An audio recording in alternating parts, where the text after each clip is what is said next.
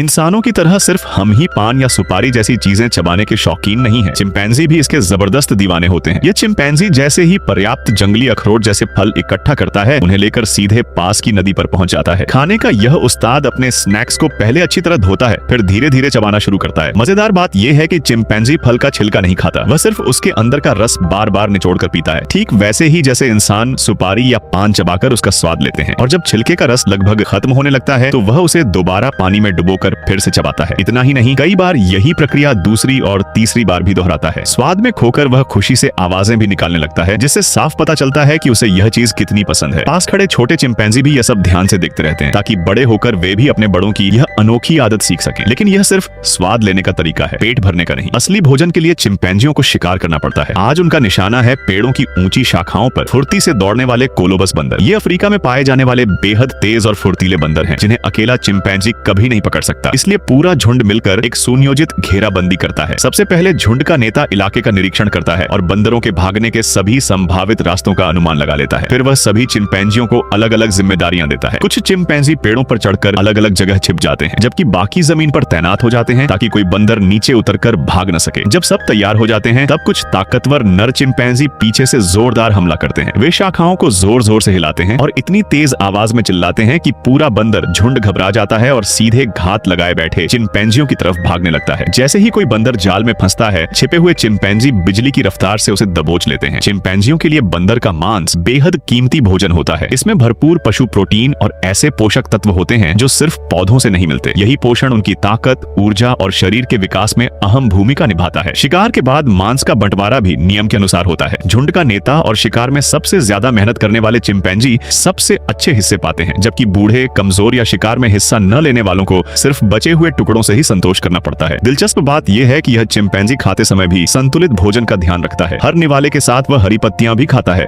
यानी स्वाद के साथ साथ पूरा न्यूट्रिशन भी।